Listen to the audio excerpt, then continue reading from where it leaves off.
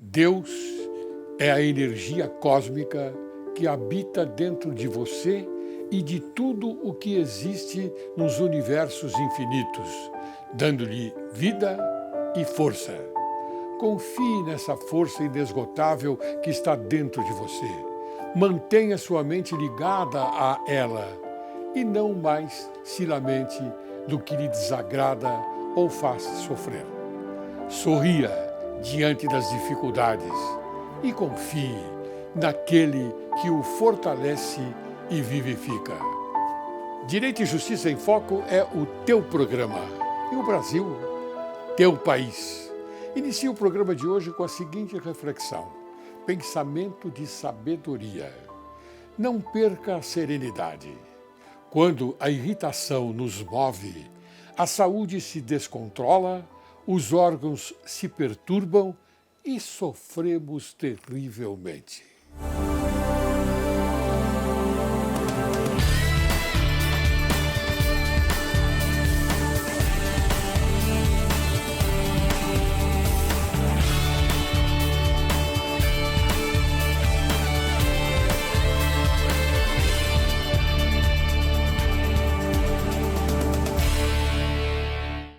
Hoje, Direito e Justiça em Foco apresenta a você, caro telespectador, um tema sobre criminalidade difusa. E para falar deste assunto, convidamos o doutor Carlos Alberto Correia de Almeida Oliveira, um excelente magistrado. Ele é graduado em Direito pela Universidade Presbiteriana Mackenzie, especialização em tribunais de drogas pelo Departamento de Estado dos Estados Unidos da América. Fez mestrado em Direito Penal pela Pontifícia Universidade Católica de São Paulo. Doutorado em Direito Processual Penal pela Pontifícia Universidade Católica de São Paulo. Pós-doutorado em História do Direito da Faculdade de Direito da Universidade de Lisboa em 2015. Professor responsável pela turma 5 do curso de aperfeiçoamento merecimento da Escola Paulista da Magistratura. Professor coordenador do 3º, 4º, 5º, 6º, 7º e 8º curso de pós-graduação Lato Sensu em Direito Processual Penal da Escola Paulista da Magistratura, nos anos de 2006 a 2018. Professor convidado da Pontifícia Universidade Católica de São Paulo. Professor doutor de Direito Penal da Universidade Mackenzie até o ano de 2014. Professor doutor de Direito Penal da Universidade Mogi das Cruzes até 2017. Professor doutor da Escola Paulista da Magistratura até o ano de 2018 e funcionário público estadual. Magistrado desde 1993 do Tribunal de Justiça do Estado de São Paulo. Membro da Associação dos Juristas de Língua Portuguesa. Tem experiência na área de direito, com ênfase em direito penal, direito processual penal e história do direito. Seja bem-vindo, doutor Carlos. É um prazer estar aqui com o senhor. Mas é um prazer enorme. É eu que tenho esse prazer. Redobrado. Nós somos amigos há muitos anos, não é? Muito verdade. E sempre nos respeitamos, eu inclusive respeito muito você, porque eu julgo um dos juízes brilhantes, todos são, mas você se destaca um pouco, porque você é um homem que já nasceu, a sua vocação como magistrado, a gente já tem conhecimento dela. Eu agradeço, para mim é uma honra estar aqui perante o senhor, até porque o senhor tem uma trajetória no direito penal que sempre nos emociona. O senhor foi um grande advogado criminal, o senhor foi um grande desembargador do Tribunal de Justiça de São Paulo e é um grande jurista que nós temos vivos até hoje, né? Porque os grandes juristas vão se esvaindo, Sim. né? Mas você é muito generoso. Não, senhor. Você é muito generoso. Certeza que não. Você fala de jurista. Nós temos também grandes juristas como o Modesto Carvalhosa e o Luiz Carlos Crema, que nós, inclusive, recentemente ingressamos no Senado Nacional, no Senado Federal, com um pedido de impeachment do presidente do Supremo Tribunal Federal, Dias Toffoli. Por vários motivos, inclusive são explicados esses motivos e também do Gilmar Mendes e, lamentavelmente, me desculpe, também do Alexandre de Moraes. Quer dizer, nós fizemos isto porque somos patriotas e encontramos algum probleminha na atitude deles perante o jurisdicionário, ou seja, dentro do Supremo Tribunal Federal. O Supremo Tribunal Federal, eu quero deixar bem claro, eu tenho profundo respeito, não é? E me curvo diante da sabedoria dessa instituição.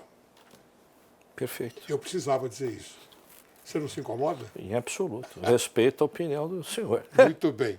Inicialmente, como sempre, é uma honra, não é? Quero também repetir que é uma honra estar do seu lado. E mais uma vez, não me olvidando do seu conhecimento e da sua experiência na área criminal. Esclarecendo o tema apresentado após vários anos de observações e de constatações, nós convencionamos chamar de criminalidade difusa, ou seja, você chamou de criminalidade difusa aquilo que nós vamos discutir hoje. Perfeito. Então eu gostaria que você continuasse com essas explicações. Perfeito. Desembargador Laércio Laurelli, é uma honra estar aqui perante Vossa Excelência, perante o seu público, para discutir um assunto muito atual, um assunto que nos preocupa muito. O que vem a ser essa criminalidade difusa? Os papéis sociais estão confusos, estão trocados. Até um passado, não tão próximo, mas de uma década e meia, nós tínhamos a figura do criminoso muito bem delineada no meio social. Então nós conseguimos identificar o criminoso porque ele tinha um jargão próprio do crime, ele tinha, às vezes, uma forma de se portar muito próxima do que nós tínhamos um estereótipo de um criminoso. Só que os anos se passaram e nós verificamos que isso não é mais uma realidade. O grande, não digo problema, mas uma das grandes consequências da Lava Jato foi externar uma doença que já existia no corpo chamado Brasil e que nós não conhecíamos. Então nós começamos a verificar que a criminalidade não era só aquela criminalidade que nos afetava e adstrita ao Código Penal, mas era uma criminalidade econômica. Sim. E nós começamos a ver que essa criminalidade estava difusa na sociedade. Então ela não estava concentrada num grupo antissocial, mas difusa. Inclusive, aquelas pessoas que deveriam dar o exemplo estão envolvidas, algumas delas, com essa criminalidade. E nós começamos a ver que o malefício de um crime econômico é muito mais grave para o Brasil, infelizmente, do que um crime com violência contra a pessoa. Embora, lógico, aflitivamente seja grave qualquer violência contra um semelhante, fica adstrito a um pequeno universo econômico, ao passo que o crime econômico ele atinge toda a sociedade e causa um malefício geral. Não cortando o seu raciocínio, o crime econômico ele mata também. Mata. Não é? Mata. Ele tem o poder de abranger assim, várias etapas da criminalidade. E o que nós verificamos? O Estado está cada vez mais distante da população. Existe como se nós tivéssemos um Estado que não serve à sociedade, mas se serve da sociedade. Sim. O Estado deveria estar servindo a sociedade, o Estado está distante. E nós verificamos que as comunidades estão aumentando, as antigas favelas, hoje, usando uma frase, um termo mais bonito, né? Mas que não muda a realidade triste, a realidade social de uma favela, que é o termo comunidade. Elas estão cada vez maiores e mais distantes do Estado, formando poderes paralelos.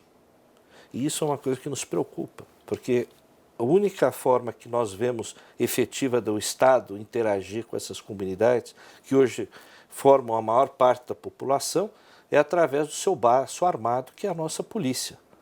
E a polícia não entra numa comunidade, infelizmente, até porque não pode, e deixamos isso bem claro. Sim. A violência, ela gera violência, né? mas a polícia entra com violência porque é recebida também com violência. É a recíproca, né? Porque essas pessoas não conseguem visualizar na polícia nada que traga algo de positivo para elas. Você conhece bem a polícia, Sim, né? a polícia, para essas pessoas, é o inimigo. Sim. Então nós vivemos uma pessoa, é muito estranho isso, a pessoa trabalha na sociedade, a pessoa trabalha no supermercado, a pessoa trabalha numa loja, a pessoa trabalha como uma empregada doméstica, como atividades domésticas e vive uma realidade social. Mas ela sai daquela realidade todo dia e volta para uma outra realidade social. Sim. Então nós temos uma pessoa que vive em dois mundos. E o Estado não está sabendo fazer com que esse segundo mundo, que só está crescendo, se integre na sociedade. Porque a nossa ação é sempre uma ação repressiva. Nós não estamos fazendo nada de positivo, realmente positivo, para modificar esse panorama. E quando as pessoas ligam a televisão, aqueles que deveriam dar o exemplo para elas são exatamente os que estão envolvidos em crimes graves que estão sendo investigados pela chamada Operação Lava Jato. É verdade. Então, o senhor fez até uma menção no início da nossa fala, da nossa conversa, a respeito de do Tribunal Supremo Tribunal Federal mais alto que nós temos no nosso país, uma crítica que o senhor fez, e o senhor verifique que hoje existe uma vontade generalizada de se atacar magistrados. Por quê? Basta que um magistrado da Suprema Corte seja investigado, seja mal visto, para que toda a classe dos juízes seja atingida por aquela figura. Mas nós temos que separar, porque... Sim, mas a população não separa. Não separa. Nós temos um tribunal hoje, um Supremo Tribunal e os nossos tribunais muito distantes, e pouco preocupados com aquela base que são os juízes de primeiro grau. Então nós estamos hoje sem um cérebro que organize o Estado. O Estado está acéfalo. Essa é a sensação que eu tenho. Isso é lamentável. É lamentável. E a sociedade está acéfala por falta de um Estado que coordene tudo. Uhum. E em razão disso as pessoas estão se sentindo abandonadas. E voltamos quase que à Idade Média, em que cada um se sente no direito de fazer o que quiser e só é limitado pelo poder do mais forte. Então veja que nós estamos regredindo e nós estamos voltando para um estado de barbárie. Vai demorar, mas se continuar, nós vamos ter isso. Porque as pessoas vão se achar no direito de tomar tudo aquilo que elas não têm e que elas querem. Por quê? Porque não temos exemplos positivos. Família está esfacelada, não temos aquela figura de família, e aí não é a questão de sermos conservadores e darmos uma ideia de uma família tradicional, não é isso. Mas é a questão do exemplo que nasce dentro de casa, que nós também não temos. Não temos na escola professores mal remunerados, muitos mal incentivados e muitos mal intencionados também, por que não? Com uma visão política e não educacional. Sim. E com tudo isso, essa barbárie que nós estamos vivendo, as pessoas hoje não têm exemplos. E as pessoas se acham no direito de tomar aquilo que elas querem, aquilo que elas não têm. E aí entra a criminalidade difusa. Você acha que tudo isso que você relacionou agora é porque há uma mídia forte que não se manifesta na informação verdadeira? Não, infelizmente não.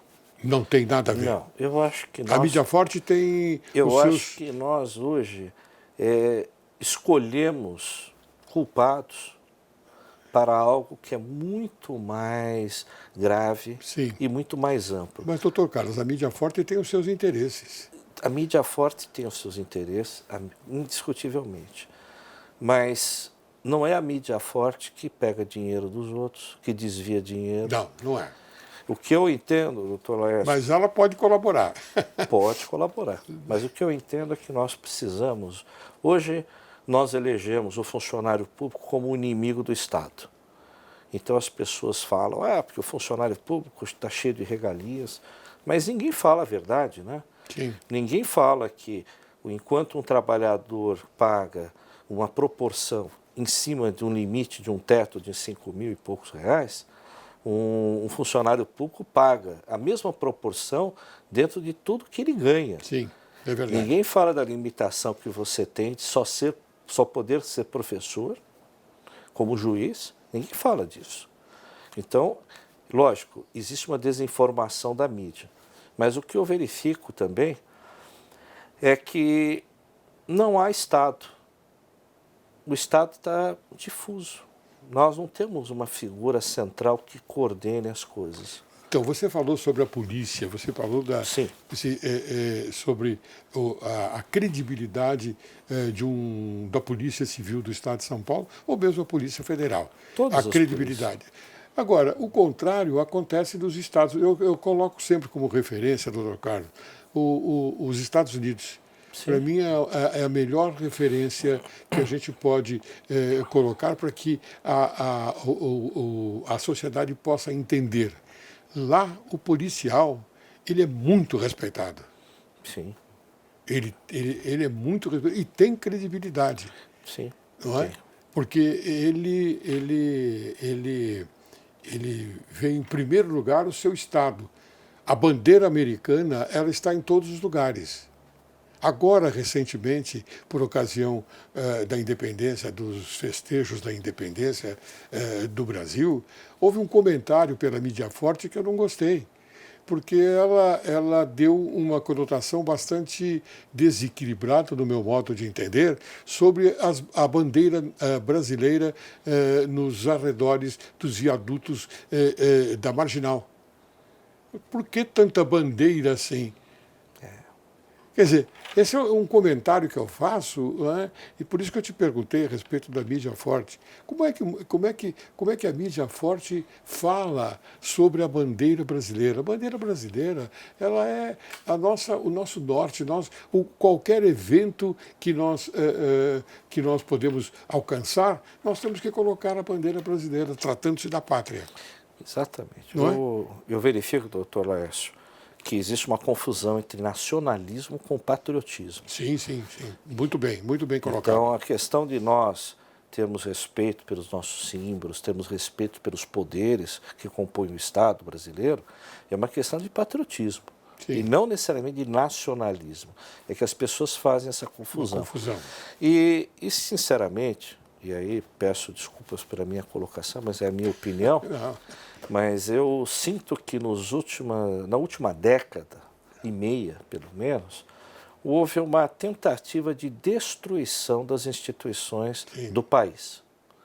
Houve, por quem estava no poder, uma manipulação para desconstituir a imagem das instituições, desconstituir aquilo que dava a base, a sustentação para um Estado democrático brasileiro.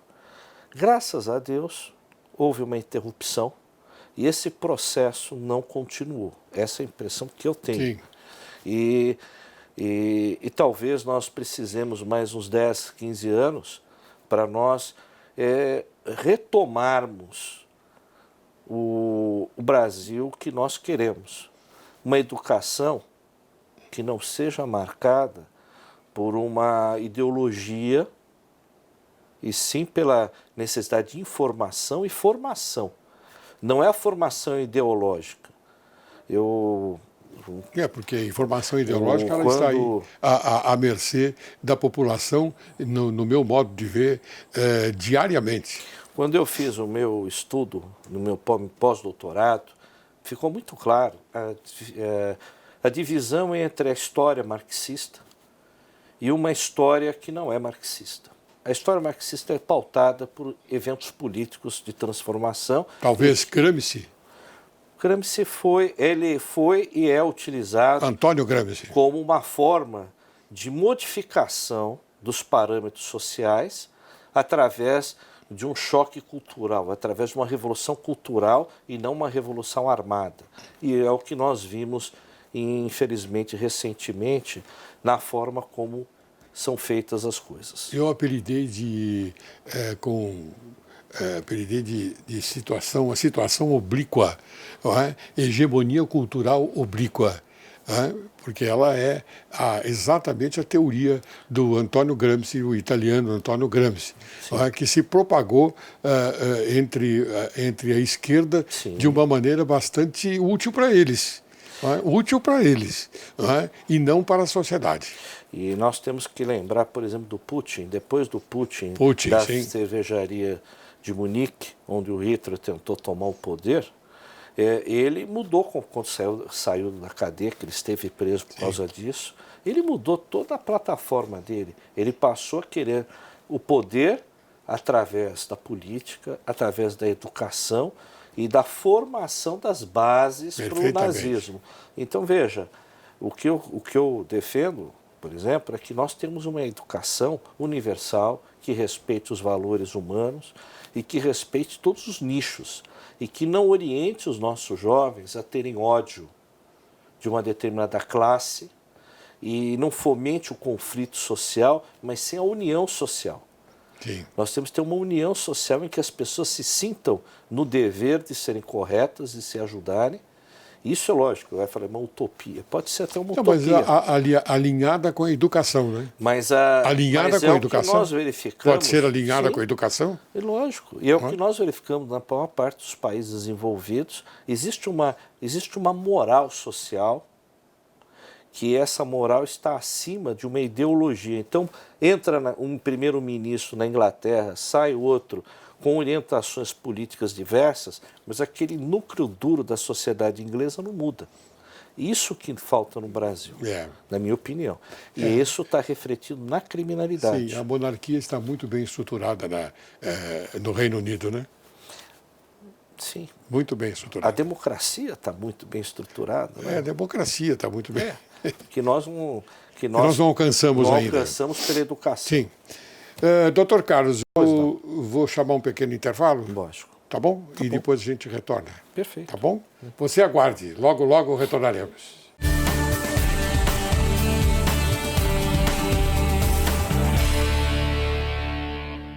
Olá! Você gosta de comer massa italiana, ou seja, macarrão? Vou lhe dar uma dica. Faça como eu. Saboreie as massas genuínas produzidas com a matéria-prima italiana pela La Verità. São massas deliciosas. Fusilli, gnocchi, ravioli, penne, spaghetti, fettuccine, rondelli, lasanha e outras também de excelente qualidade.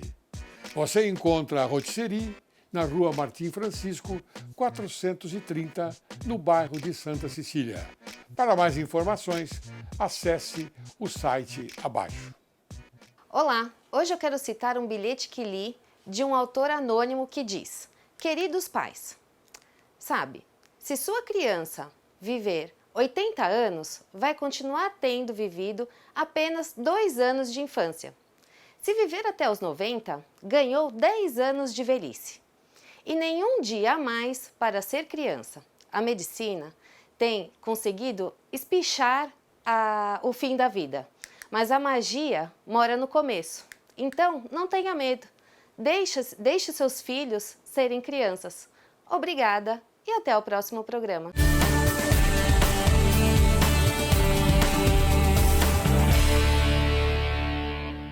Retornamos. Hoje, tendo a honra de conversar com o excelente magistrado, Dr. Carlos Alberto Correia de Almeida Oliveira. Você está acompanhando o nosso programa e está percebendo a deste moço. Eu chamo de moço porque ele é jovem. A cabeça dele funciona assim, na parte da juventude. Ele é um excelente magistrado da 25ª Vara Criminal do Fórum Mário Guimarães, da Barra Funda. E eu o admiro muito.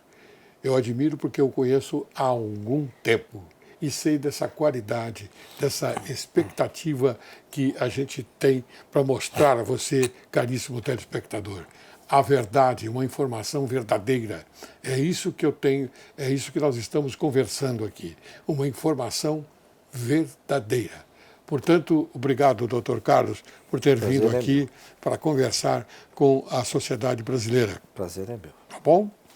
Muito bem, eu vou agora fazer algumas perguntinhas a você. Pois não. Tá bem? Lógico. Tudo bem? Posso? Por favor. Que brilhante a sua colocação no primeiro bloco, viu? Brilhante. Obrigado. Gostei muito, gostei muito. Muito bem. O Estado está cumprindo seu papel de proteger a vida em sociedade, doutor Carlos? Não, doutor Laércio. O Estado... Quais são os motivos? O principal motivo é que o Estado está desacreditado, as pessoas que compõem o Estado estão sem motivação, e aí nós podemos falar policiais, promotores, juízes. Veja uma situação que nós verificamos. O senhor já ouviu falar das cifras negras, que são aqueles crimes que não são reportados ao Estado, porque a população não acredita. Nós tivemos um aumento dessas cifras negras, por quê? Porque as pessoas não acreditam mais em ir numa delegacia, em prestar uma informação, uma notícia de um crime, ou pela internet. Não acreditam que vai registrar um fato criminoso. Não acreditam que vai ter alguma repercussão. Os próprios policiais se encontram desmotivados, porque a criminalidade ela é cíclica. Então a pessoa hoje é presa, ela acaba muitas vezes equivocadamente sendo solta numa audiência de custódia. Eu tenho uma observação a fazer sobre a audiência de custódia. Eu acho uma hipocrisia, viu, doutor Carlos? Essa audiência de custódia, porque eu não acho que deveria ser esse o comportamento do judiciário, me perdoe. Eu defendo aqui o judiciário porque entendo que o poder judiciário é o mais sério, é o de maior credibilidade entre os poderes. Mas, nesse aspecto, eu sou um pouco descrente. A audiência de custódia, doutor Laércio, ela desmotiva o policial, porque o policial se vê. Ele prende uma pessoa, leva perante o magistrado, perante o promotor, o indivíduo, se falar que foi agredido, mesmo que não tenha nenhuma prova, aquilo pode ser revertido a uma investigação contra o policial. Então, a audiência de custódia acaba provocando nos policiais uma revolta. Outro problema, a audiência de custódia não tem previsão legal, é uma invenção. Eu gostaria que você explicasse bem, porque eu contrariei esta parte, porque é a minha posição. Sim. É a minha posição. Eu acho que deveria ser um pouco mais rigorosa. A audiência de custódia é uma invenção do tribunal, por determinação do CNJ e do Supremo Tribunal Federal. Ela é importante?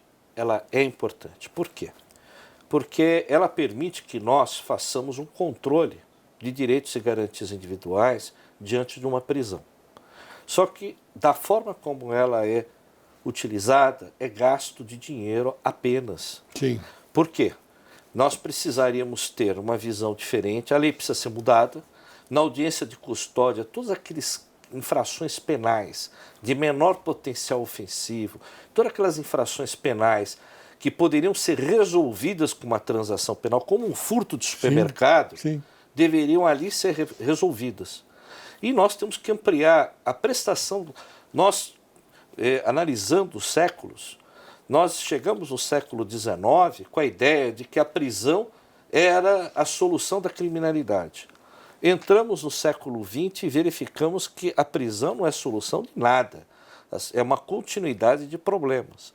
A prisão tem que existir, precisa continuar existindo, para pessoas que cometem crimes graves e são perigosas. Agora, nós temos que ter uma alternativa. Qual seria? Prestação de serviço à comunidade, mesmo por reincidente. Agora, a partir do momento que ele não presta serviço à comunidade, aí ele vai para a prisão. É a consequência. Se ele quebra ele quebra esse sistema, né? Mas não ficar alimentando o crime organizado com mais jovens, como nós estamos fazendo hoje, dentro desse sistema que nós estamos superlotando as varas com demandas, com pessoas sem periculosidade que já poderiam ser resolvidas ali numa transação penal. Sim. Pequeno traficante, por exemplo, já poderia ser resolvido ali. E terminar ali. Terminar ali. Realmente, a audiência de custódia de São Paulo uma verdade seja dita, houve uma evolução. Nós não vemos mais aquela conduta do passado de soltar o máximo de pessoas possível. Isso aí mudou. Isso nós não temos verificado. Mas, às vezes, a falta de talvez, de uma visão mais ampla pode levar a soltar certas pessoas, porque o Estado tem duas faces. O Estado tem a face da sociedade, que é prender, castigar, reprimir. Punir. E tem a face obscura, que é a face secundária, por trás, que é soltar o máximo de pessoas possível para não superlotar os presídios e não gastar mais dinheiro com presídios. Então o Estado faz os dois papéis. No processo de conhecimento prende, no processo de execução solta. Então esse é um grande problema do Estado. O Estado vive essa dualidade de condutas. Então tudo é grave até a sentença definitiva. Na execução a gravidade é flexibilizada e aquilo é favorecido o máximo possível. Ao réu. Ao réu. Inclusive, temos um problema muito sério nos nossos tribunais superiores da falta de pessoas da área criminal e que conheçam a área criminal. Sim. Nós temos muitos juristas, mas são juristas, às vezes, do direito privado, que não conseguem enxergar, não tem uma noção de sociologia criminal para entender a questão da pena. E hoje acabam adotando o princípio da bagatela. Isso é de só menos importância. Calma aí. O que é de só menos importância? Eu fui juiz em Barueri e fui juiz do júri e vi pessoas serem mortas por um saquinho de bolacha. A questão não é o valor econômico envolvido na conduta. É o ato. Né? É o ato. E eu perguntei para um comerciante que mandou matar um garoto de 16 anos, por que ele mandou matar uma criança, uma jovem adolescente, por uma bolacha que valia R$7. Ele me disse que não é a bolacha.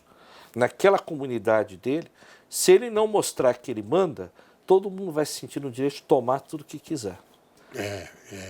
Agora, isso, onde é que está a bagatela? Bagatela para quem, cara pálida, né? Dá vontade de perguntar. Bagatela para quem? Exatamente, mas o pano de fundo é outro. É outro. Né? O pano de fundo é bem diferente. Bem diferente. Você explicou muito bem, mas eu acho que deveria ser adotado um outro sistema. O sistema o sistema de ocorrer o fato criminoso, você então leva a competência ao juiz competente, não é? E ele já resolve de pronto. Não há necessidade de depois deixar isto se alongar com processo, essa coisa toda. Eu entendo que deve ser uma justiça imediata. Eu, inclusive, propus isso lá atrás. Sim, eu lembro. Eu propus eu lembro. Justiça imediata. Aconteceu o fato criminoso, você é levado ao juiz, ao julgador, e lá ele resolve já de pronto a matéria. Encerra o processo ali.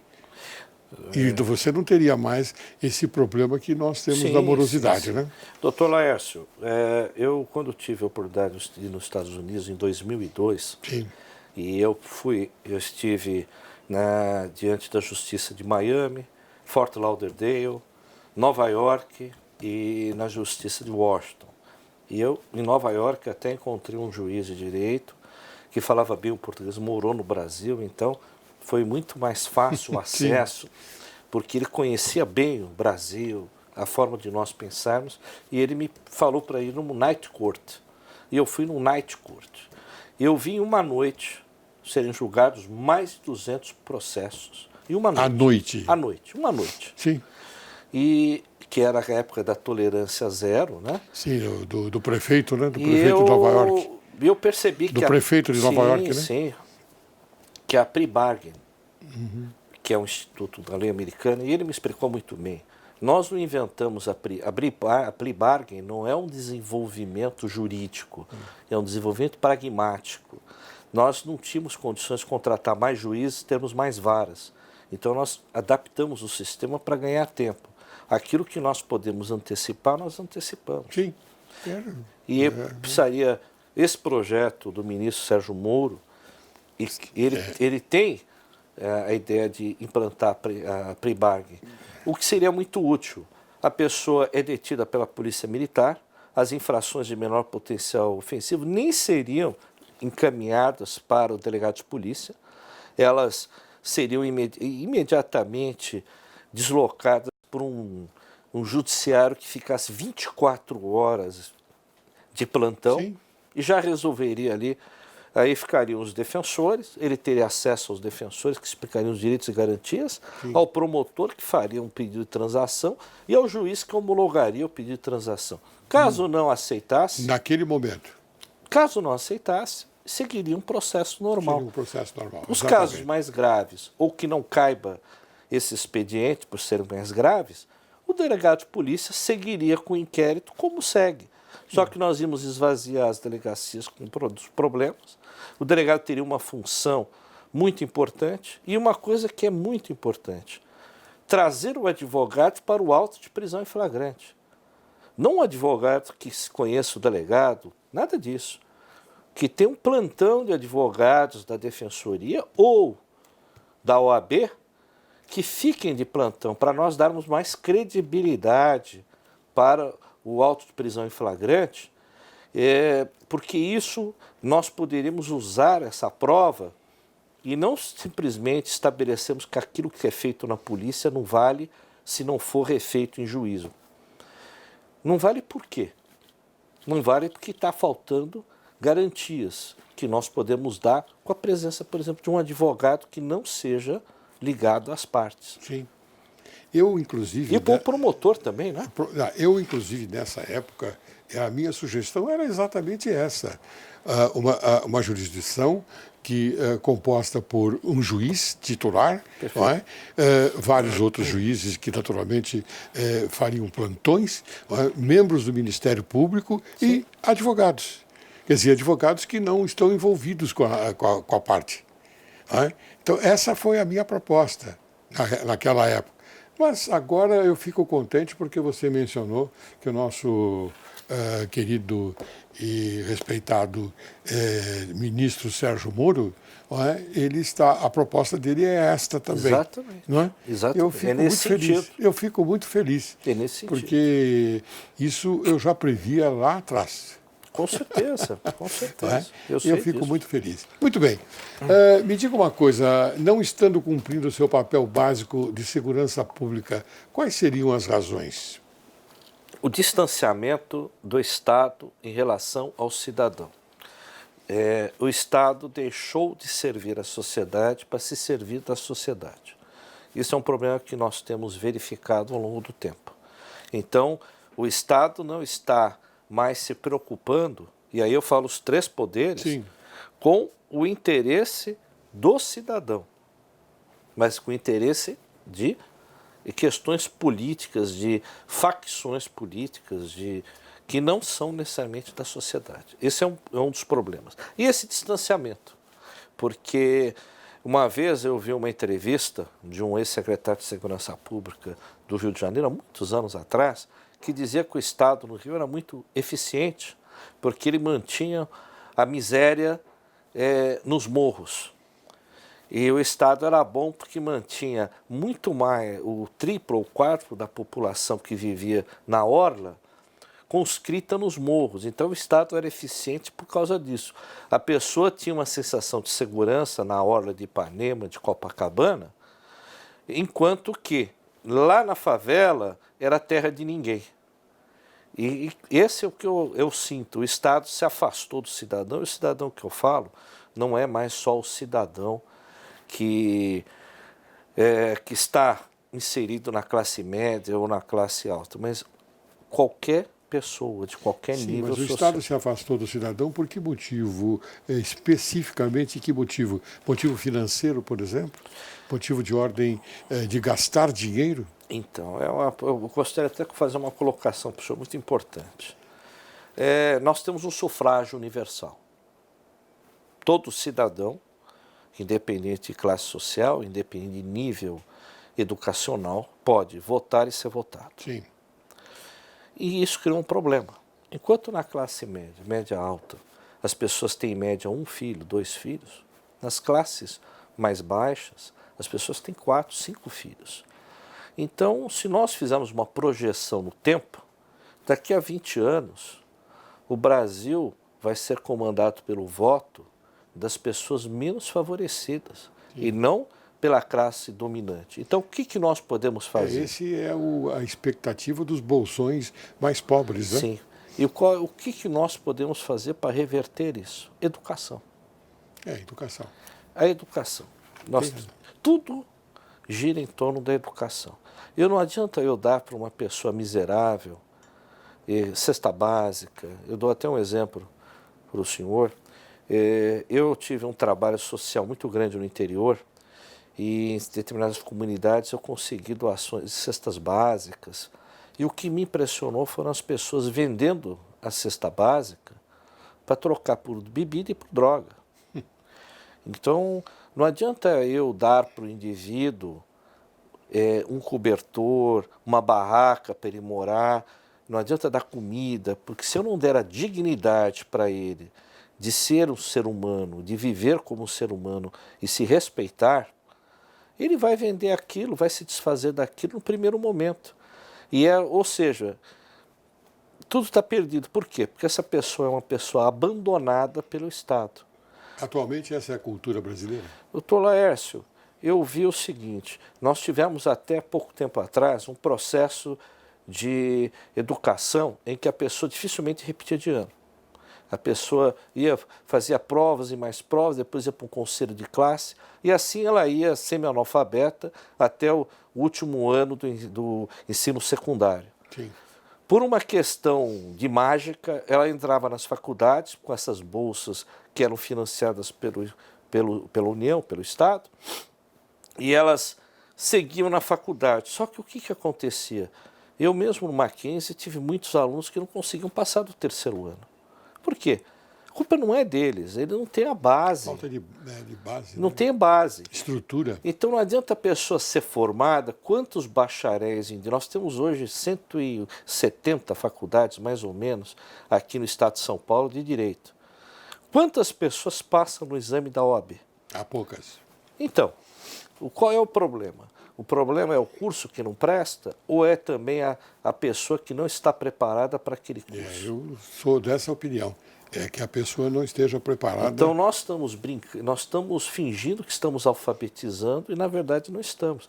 Agora, se ele não sabe o mínimo, ele não vai ter como escolher bem quem vai representá-lo e vai ser manobra e vai ser apenas massa de manobra, na minha opinião.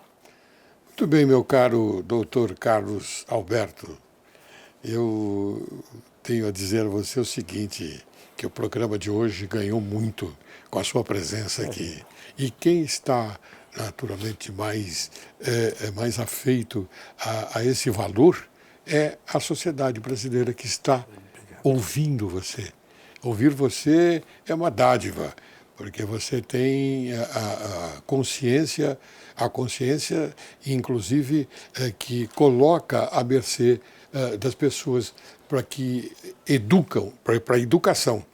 Não é? A educação parte daí, de pessoas como você, que vem aqui, conversa, fala aquilo que, afinal de contas, é verdade, sobre a cultura atual brasileira. Perfeito. Não é? Muito bem. Uma honra. Eu estou terminando o programa. Doutor Lécio, é uma honra. Não, eu quero te oferecer uma lembrancinha. Deus, muito obrigado. Um livro aqui que a gente teve a coragem de traduzir do italiano para o português. Então, eu estou oferecendo a você já com a dedicatória. Eu agradeço muito, quero dizer para o senhor que é sempre uma honra estar perante o senhor, pelo seu conhecimento jurídico, pelo seu valor e principalmente pelo exemplo que o senhor sempre deu. Muito obrigado. Lhe agradeço muito pelo bom exemplo que eu tive do senhor. Isso para mim é uma homenagem. Sabe? É uma homenagem. Eu tive grandes exemplos, o senhor é um deles. Muito obrigado. Puxa, muito obrigado. Fico envaidecido por isso. Eu queria que você apresentasse agora rapidamente as suas conclusões.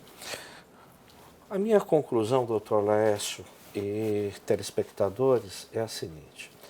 Nós não vamos mudar um país somente com chavões, somente com ideologias, com brigas, com ataques. Nós temos que mudar um país a partir de uma valorização das instituições e começarmos uma limpeza de cima para baixo. E começar por mim, por exemplo, como juiz. Eu entendo que nenhum funcionário público, seja ele de que área seja, ou de que nível seja, ele deve ter sigilo bancário e fiscal para suas corregedorias. Eu gostaria de saber como as pessoas enriquecem, porque é muito interessante nós sabermos que um profissional, que um funcionário público, como eu julguei recentemente um funcionário que ganhava R$8.000 por mês e tinha 104 imóveis, o nome dele de alto padrão. E quando eu questionei, ele me disse que ele era uma pessoa querida e que as pessoas davam imóveis para ele de presente. Então eu gostaria que nós pudéssemos fazer uma limpeza geral, desde os cargos mais altos aos mais baixos. Seria uma faxina. Todos nós devemos passar por uma avaliação do nosso patrimônio, do nosso comportamento, para ver se somos dignos de sermos funcionários públicos. Muito bem. Esse eu acho que é o primeiro passo. É uma lava geral e começar pelo Estado. O Estado nos seus 3 poderes. Muito bem. Obrigado. Muito obrigado. Eu, mais uma vez, eu digo que fiquei bastante contente com a sua presença aqui. Obrigado.